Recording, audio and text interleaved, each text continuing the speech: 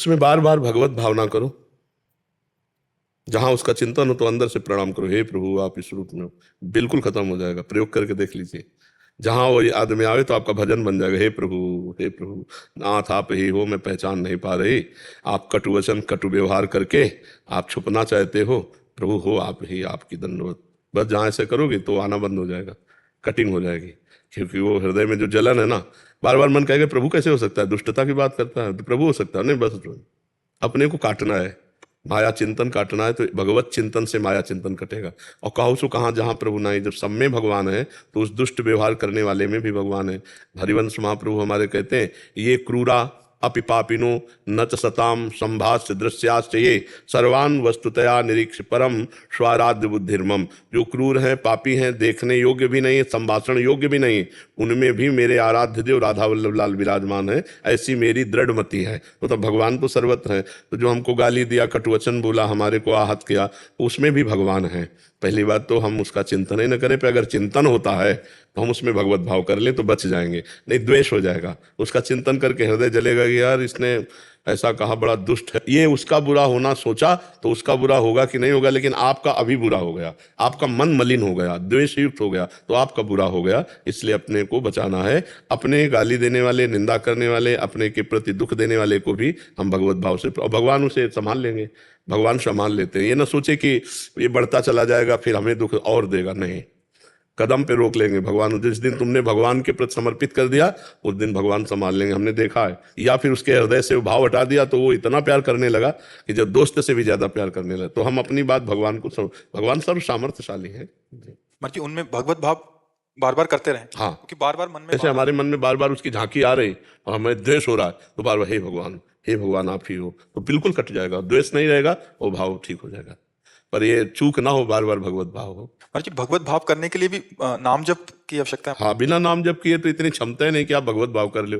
बिना भजन के भगवत भाव कर ही नहीं सकते हो, बिल्कुल नहीं कर सकते हो। ये भावना ही नहीं टिकेगी। जब नाम जप करोगे, भजन करोगे, अच्छे आचरण करोगे, तुम्हारा लक्ष्य परमार्थ है, भगवत अध्यात्म है, तभी आप ऐसा कर सकते हो। संसारी आदमी थोड़ी ऐसा कर सकता है, वो तो अध्यात्म मार्ग में चलने वाला कर सकता है। महाराज जी, एक प्रश्न और। महाराज जी, अभी आपने उत्तर दिया था कि गुरु की प्रसन्नता के लिए क्या करना चाहिए। आपका उत्तर था नाम जप सर्वोपरि उत्तर है। महाराज जी, गुरुदेव की बहुत सारी आज्ञाएं होती हैं सतमार्ग पे चलने के लिए। राधा नाम हमने 2 मिनट तो आपको सुना दिया, राधा राधा राधा, आप प्रकट में प्रसन्न हो गए, बट आंतरिक प्रसन्नता गुरुदेव की कहाँ रहती है महाराज जी? राधा नाम में ही। हाँ, 2 मिनट वाला थोड़ी कि राधा नाम सुना दे। ये तो हमने बताया कि जैसे बाहर लोग खड़े रहते, तो हमारी प्रसन्नता, हमारा आकर्षण राधा नाम से होता है। तो गुरु की आज्ञा में सबसे बड़ी प्रसन्नता उनकी छिपी हुई है। अगर उनकी आज्ञा का हम पालन कर, देखो जब राधा नाम जपोगे तो और आज्ञाएं अपने आप पालन करने लगोगे कि खान पान शुद्ध होना चाहिए, आपके आचरण शुद्ध होने चाहिए, आपका व्यवहार सबके प्रति शुद्ध होना चाहिए। आप जब हमारा सत्संग सुनोगे तो हमारी हर बात तुम्हें प्रिय लगेगी और उसको धारण करना पड़ेगा। लेकिन हमारी प्रसन्नता कहे तो है निरंतर नाम जप, निरंतर भगवत आश्रित होना, भगवत चिंतन करना। और क्या, फल फूल दे दिए, खा पी लिया, शौच बन गया, रुपया दे दिए, जो काम चल रहा है व्यवहार का उस काम में लग गया, हमारे सुख का विषय थोड़ी बना। हमारे सुख का विषय तो भगवान नाम है। जितना नाम, अच्छा हमारे सुख का विषय हम नहीं है, हमारे सुख का विषय आप हो। जैसे कोई साधक कहता है कि हम तो बहुत गलत आचरण करते थे, 1 वर्ष से सत्संग सुना, सब छोड़ दिया, अब हमारे को बहुत अच्छा लगा, हमारा हृदय शीतल हो गया, कि हमारा जो बोलना है वो सार्थक हो गया, हमारा जीना सार्थक हो गया। 4 लोग सुधर रहे हैं, 4 लोग सुखी हो रहे हैं, अच्छे मार्ग में चल रहे हैं, तो हमें सुख मिला, हमारा जीवन सुख हुआ। हमारा जीवन तभी सार्थक है जब हम कुछ लोगों को अपने जीवन की बात दे के जाएं, वो अच्छे आदमी बन जाएं, वो स्वस्थ रहें, वो सुखी रहें, प्रसन्न रहें, तब तो हमारा संत वेश धारण करना सार्थक रहा। अब हम ही भजन करके भगवान को प्राप्त हो गए, किसी का कल्याण, किसी का मंगल नहीं हुआ, तो एक अलग बात है, उसका वो खास बात नहीं। हमारे द्वारा यदि हजारों व्यक्ति सुधर जाते हैं, निमित्त तो हमें भगवान ने बना दिया, और हजारों सुधर जाते हैं, तो हमारा जन्म लेना सार्थक हो गया, हमारा मनुष्य जन्म सार्थक हो गया, हमारा संत वेश सार्थक हो गया। तो जब हमारी सार्थकता होगी तो हमें सुख मिलेगा ना। तो हमारी सार्थकता आप लोगों से है, आप लोग अच्छे आचरण वाले, नाम जप करने वाले। तो ये पता चला कि भाई सत्संगी हैं ये लोग, ये साधारण मनुष्य नहीं है, ये साधु संग किए हुए हैं। तो साधारण पशुओं जैसा आचरण करे तो फिर बात नहीं। हमारी प्रसन्नता तब होगी पूर्ण रूप से जब हमारे देशवासी, हमारे भगवत अनुरागी, सत्य धर्म का पालन करने वाले, बड़े पवित्र। अब जब हम सुनते हैं कि आज अमुक जगह पर आई बहन बेटी के साथ ऐसा व्यवहार किया गया, अमुक आदमी भाई को मार दिया, अमुक आदमी माता पिता को मार पीट करके बाहर कर दिया घर से, तब लगता है यह धर्माचरण कैसे बंद हो।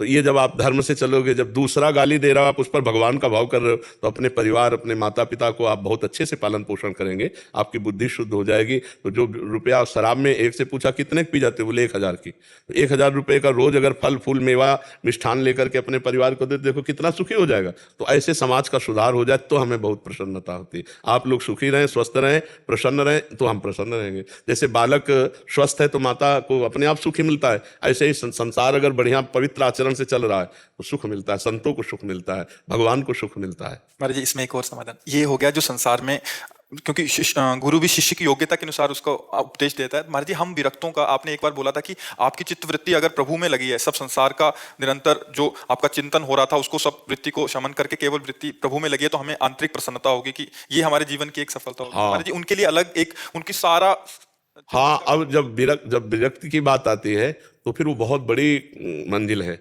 जिसमें भोग रहित जीवन व्यतीत करना है। गृहस्थी में क्या है कि भूख लगी तो भोजन मिल गया, काम सताया तो पत्नी है, मोह सताया तो बेटा है, लोभ सताया तो रुपया है, हर व्यवस्था है। लेकिन विरक्त के जीवन में ये सब नहीं है, वो एक बहुत कठिन जीवन है। और वो जब उस जीवन का निर्वाह करता है भगवान के चिंतन में लगा करके चित्त वृत्ति को, तो देखो एक तरह से ठेका ले लेते हैं अपने लोग।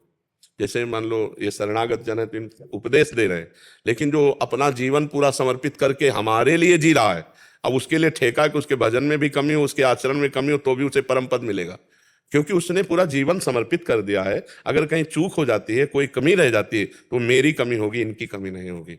वो केवल आज्ञा पालन में तत्पर हैं, तो वो फिर एक अलग क्षेत्र हो जाता है। और ये प्रसन्नता का क्षेत्र होता है, उसमें प्रसन्नता से थोड़ी मतलब, उसमें ठेका है।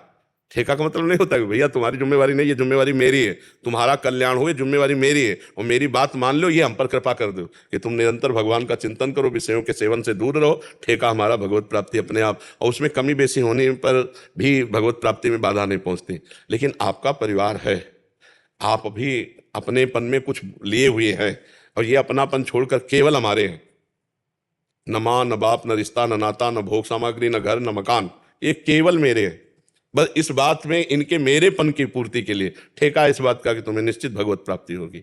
अब इसी तरह जैसे गृहस्थी में है कि पूरा परिवार समर्पित है, गुरुदेव की आज्ञा पे चल रहे, भजन परायण है, उनका भी ठेका है। ये थोड़ी कि विरक्त शिष्य जो पूर्ण समर्पित, अब जिनका अपना परिवार है, अपनी भोग सामग्री अपने भोग रहे, गुरु मान लिया, 2-4 माला जप लिए, ऐसा, तो उनको कहा जाता है कि हमारी प्रसन्नता के लिए आप अच्छे आचरण वाले बनो, आप ऐसे बनो, आपका कल्याण होगा। लेकिन जो पूरा समर्पित है, उनके लिए भजन करके, तप करके उनको दिया जाता है कि उनके मन की शांति हो, उनके विकार शांत हो, और उनको भगवत प्राप्ति हो।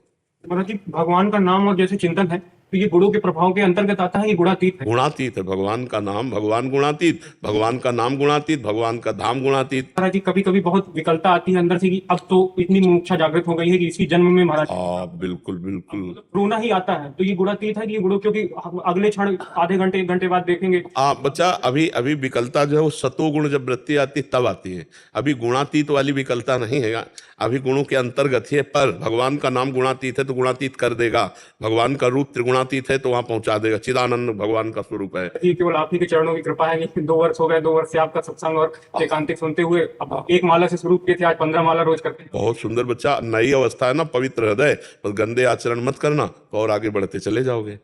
एडवोकेट